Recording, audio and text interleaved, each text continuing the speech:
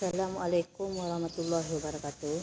Baiklah anak-anak ibu, hari ini kita akan belajar masuk kepada bab kedua, yaitu kerajaan-kerajaan Islam yang ada di Nusantara. Jadi bab pertama sudah bagaimana Islam itu masuk ke Nusantara, kemudian prosesnya, abadnya, teorinya, perkembangannya. Sekarang bagaimana perkembangan Islam dalam kerajaan-kerajaan yang ada di Nusantara.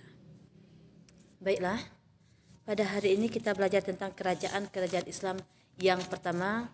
Ini ada 3 ya. Pertama, yang ada di Sumatera. Ya, kerajaan Islam yang ada di Sumatera. Nanti ada kerajaan Islam yang ada di Jawa, dan di yang ketiga selanjutnya di luar Jawa dan Sumatera, baik itu di Maluku, di Sulawesi. Kita mulai kerajaan Islam yang ada di Sumatera. Banyak kerajaan Islam kerajaan kecil yang ada di Sumatera, tapi hari ini kita bahas cuma ada 3 kerajaan yang ada di Sumatera, yaitu kerajaan, kamu buka LKS halaman 16. Kamu buka LKS halaman 16. Ini ada kerajaan Sumatera Samudra Pasai, kerajaan Malaka.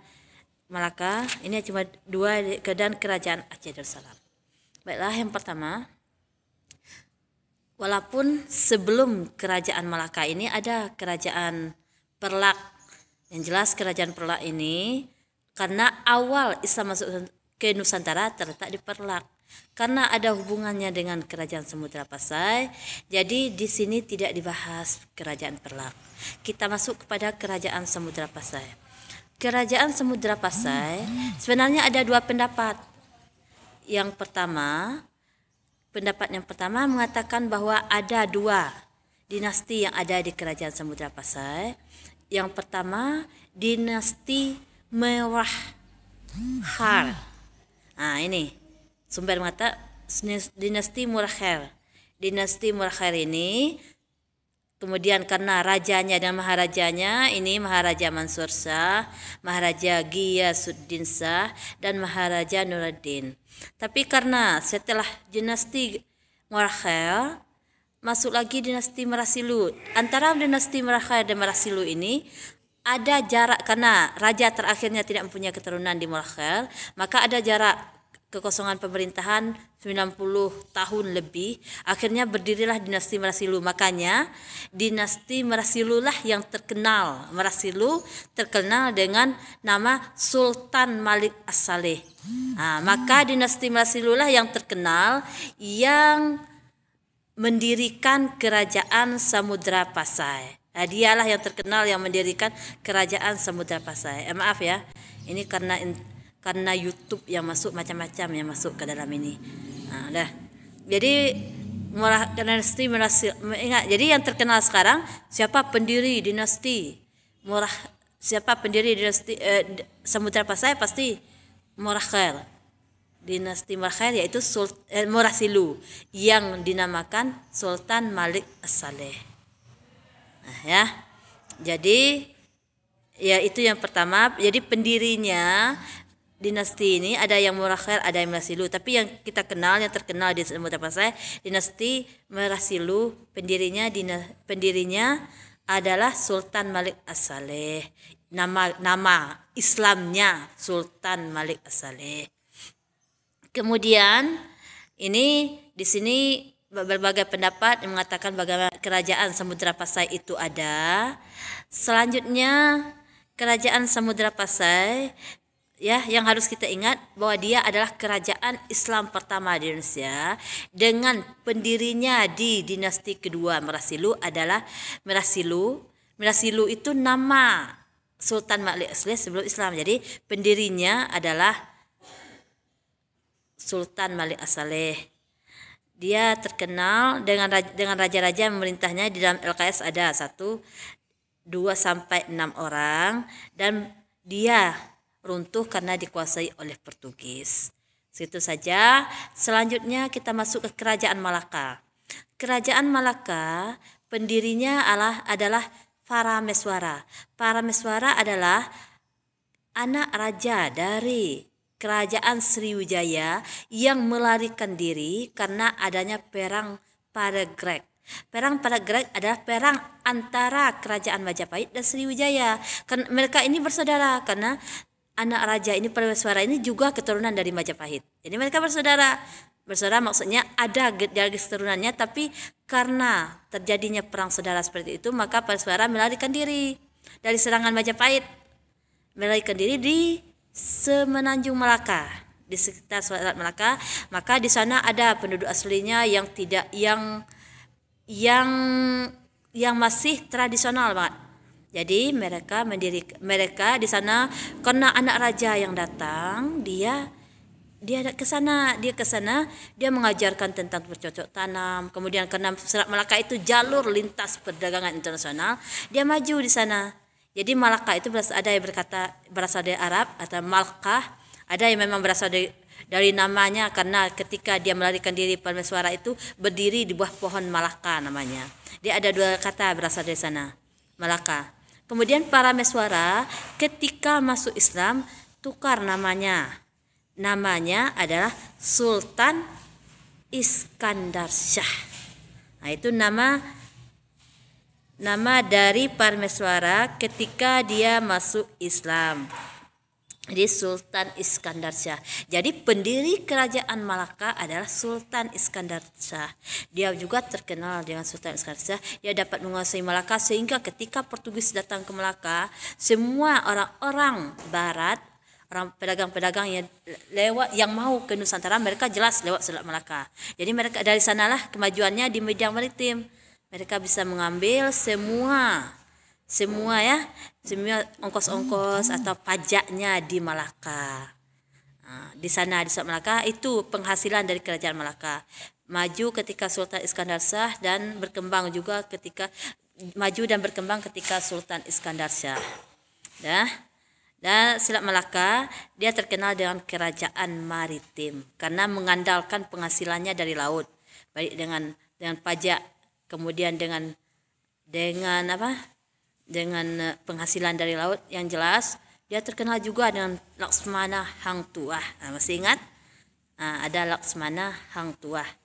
Itu di Malaka. Ya, Ibu singkat saja. Kita lanjut kerajaan Aceh Darussalam. Ini kerajaan Aceh ini sangat terkenal. Lupa Ibu tadi, kerajaan Malaka itu juga mundur dan runtuh ketika direbut oleh Portugis. Kenapa Portugis merebutnya? Karena sana dia ingin menguasai Malaka karena penghasilan dari pajak lewat lalu lintas Malaka itu banyak. Nah, jadi Portugis mulai menguasai Malaka. Malaka pernah minta bantuan pada Demak untuk menyerang Portugis, tapi juga tidak berhasil. Akhirnya Malaka bisa dikuasai Portugis. Kemudian Aceh mulai berkembang. Ketika Malaka dikuasai Portugis, maka jalur lintas alternatif antara kerajaan Malaka, kerajaan-kerajaan yang ingin mau lewat ke Malaka dikuasai Portugis. Jadi yang lain kerajaan yang lewat Aceh. Lalu lintasnya lewat Aceh sampai ke nanti mau ke Demak, Banten, Cirebon, lewat Aceh. Jadi kerajaan Malaka, Aceh, kerajaan Aceh. Kemudian lewat Aceh ya. Kerajaan Aceh, kerajaan yang sangat lama berkembang di Indonesia, lama berkuasa di Indonesia. Sampai penjajahan Belanda masuk ke Indonesia, penjajah Barat masuk ke Indonesia, Aceh masih berkuasa, sehingga kita kenal dengan tokoh-tokoh pahlawan di Aceh seperti Tengku Umar, Cuk Nyakdin, kemudian ada Cuk Ditiro dan lain sebagainya, Cuk Mutia, Cik Ditiro, Cuk Mutia dan lain sebagainya. Jadi kerajaan Aceh didirikan oleh Sultan Ali Mugayyad Shah. Kemudian terkenal pada Sultan Iskandar Muda. Di Aceh ini ada sultan pertama di Indonesia, maka dinamakan Sultanah ya. Sultanah Tajul Alam Saifuddin Shah. Itu di Aceh ada sultanahnya. Aceh mundur dengan siasat Belanda dengan mengacaukan antara kaum yang ada di Aceh, kaum adat dan kaum agama. Jadi Belanda masuk keduanya langsung mengadu domba. Itu Aceh mulai mundur, sehingga walaupun mundur tapi di akhir-akhir masih sampai sekarang kan masih ada. Bagaimana Aceh itu masih menganggap, maka dinamakan daerah istimewa kan, menganggap bahwa mereka ada, masih berdiri kerajaan-kerajaannya, masih ada sultannya. Nah, dari Aceh. Jadi kerajaan Aceh dengan banyak gubernur, dengan banyak sultannya. Jadi yang terkenal adalah Sultan Iskandar Muda. Kemudian setelah itu ada Sultan Iskandar Sani. Kemudian setelah itu nanti ada 5 generasi dipimpin oleh perempuan, dinamakan sultanah. Demikian ini penjelasan Ibu sebentar tentang kerajaan Aceh Darussalam dan kerajaan-kerajaan yang ada di Sumatera. Kamu bisa mencari bukunya. Ibu lihat di LKS-nya terlalu singkat. Kamu cari bagaimana, bisa di internet seperti Ibu ini. Kamu cari bagaimana sejarah kerajaan itu ada. Dan demikian penjelasannya. Lebih kurang mohon maaf. Mungkin ada salah-salah yang tidak tampil karena kita menggunakan internetan, menggunakan YouTube seperti ini. Google seperti ini, ada iklan-iklan yang masuk. Ibu mohon maaf dan silakan baca, dan tugasnya cukup kamu sebutkan, nanti Ibu ulang di WA kan, nanti kamu sebutkan, jelaskan bagaimana berdirinya kerajaan pertama, kerajaan Samudra Pasai, siapa raja pertama, siapa raja yang membawa pengaruh, bagaimana mundurnya.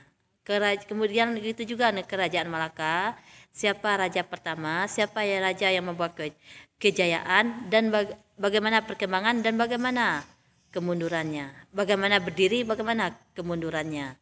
Ingat ya. Kemudian juga kerajaan Aceh Darussalam itu juga siapa raja pertama, siapa raja yang membawa kejayaan, bagaimana berdirinya, bagaimana mundurnya, siapa raja terakhirnya. Nah, demikian. Ingat ya.